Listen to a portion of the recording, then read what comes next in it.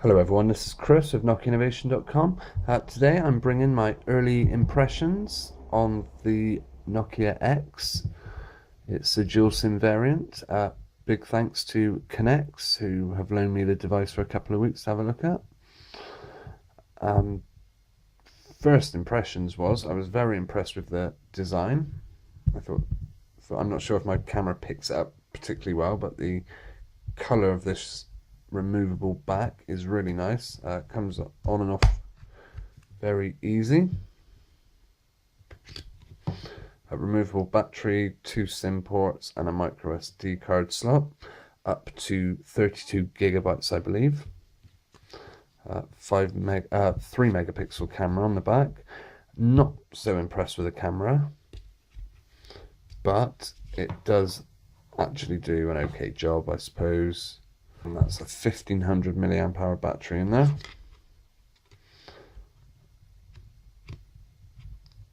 Speaker down there. So far no, I find the speaker is actually quite loud.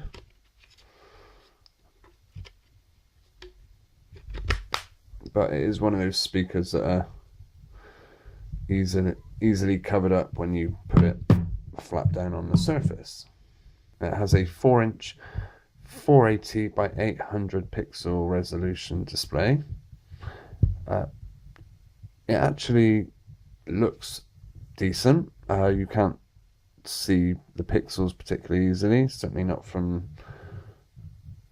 arm's length.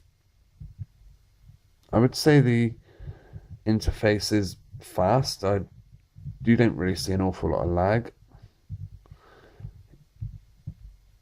which is another good thing. It is of course running Android 4.2, I believe. It's not the traditional Android you might be used to. This is Nokia's own version. That said, you can use launchers. I've got the Apex launcher there, which brings you the more traditional layout, and this is just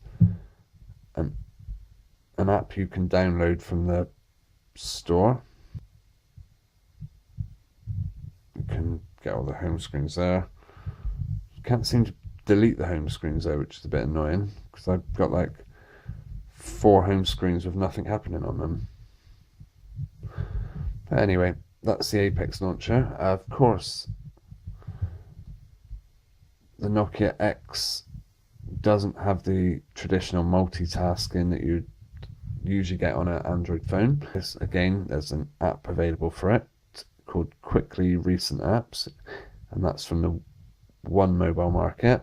And in order to get your multitasking view, you just literally swipe down from the top, and then it shows you all your open apps, and it's the same as on normal Android. You can just swipe away apps you don't want and then press the back button to close it down.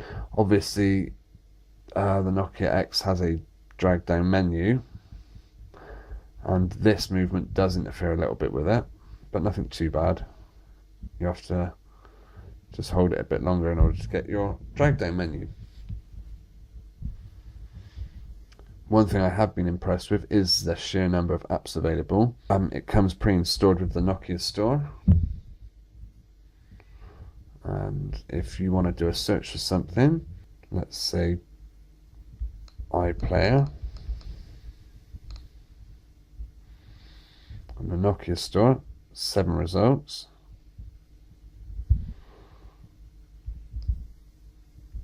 Although it's only letting me see 4 at the minute. It also tells you what you've got on the One mobile market, and if you had Yandex, it would also show you what was available there. So yeah, apps is really good. A really good selection of apps. You can still drag away certain apps. It only seems to be ones from the Nokia Store. I like the way you can make folders. I've made a games folder there because an awful lot of games come pre-installed on this device. So we've got Real Football 2, just hold it, drop it into our folder. Fruit Ninja. If you want to make a folder, you just hold down, and then you've got this option here. Give this folder a name, whatever, and then you can, I believe, start adding apps to it. Like I said, just grab, drag and drop onto it. I'm not sure what that button does. Okay, that's if you want to add a widget to your home screen. These tiles, I guess you could call them, are very similar to live tiles.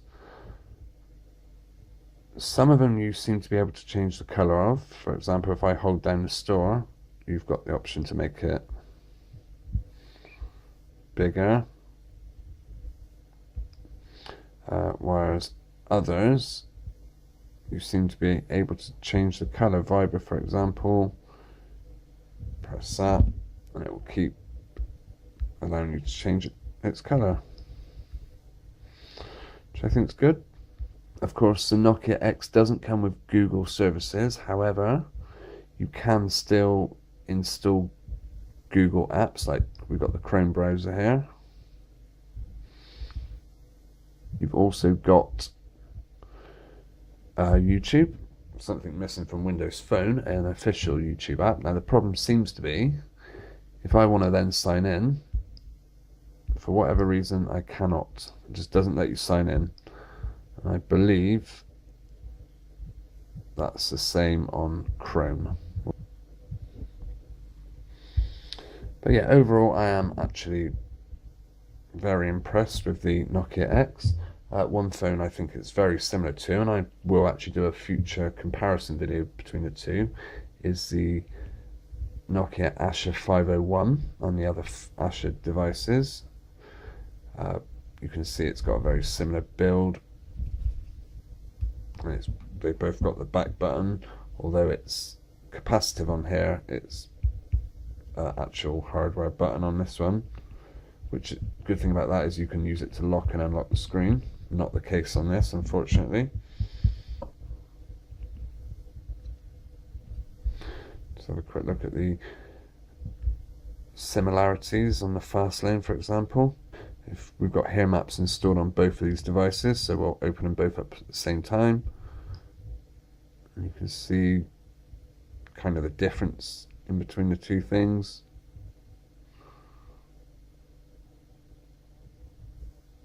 Okay, we've been found. I will point out that our hair maps on the Nokia X has 2-finger rotation. It has 2-finger panning. You're able to download maps for offline use, which isn't the case on the Asha, unfortunately. I'll just show you 2-finger rotation, nothing. 2-finger panning, nothing, unfortunately. As you can see, I'm trying to pinch and zoom out from this, and it really is going a bit mad.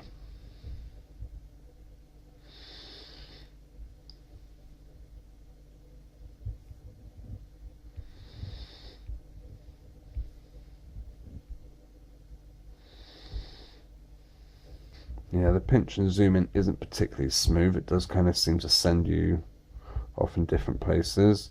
But as you can see, it's got landmarks. That's hair maps. One complaint about the Nokia X is the lack of a home button. This has actually been remedied on the new X2, but long pressing the back button does work as a home button. It takes you straight home, so you don't have to keep backing out of apps. That's also the case on the Asha. Both of these have the Nokia Express browser. Let's see how they compare. We've got Facebook on both. As I said, I will do a more complete comparison between these two. Now if we try to go home from the web browser, we'll see which one works quicker. the capacitive or the physical key, long pressing both of them. Actually a little bit quicker on here. You do notice maybe a very tiny bit of lag on this device, but generally it's really nice. Well, this was my first look at the Nokia X. Overall, I'm really enjoying using it.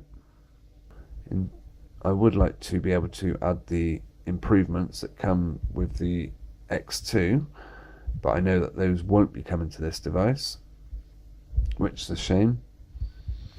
But yeah, on the whole, good things. I will be bringing my full review soon. Look out for that. Make sure you subscribe to our channel so as not to miss it. This is Chris for NokiaInnovation.com, and thanks for watching.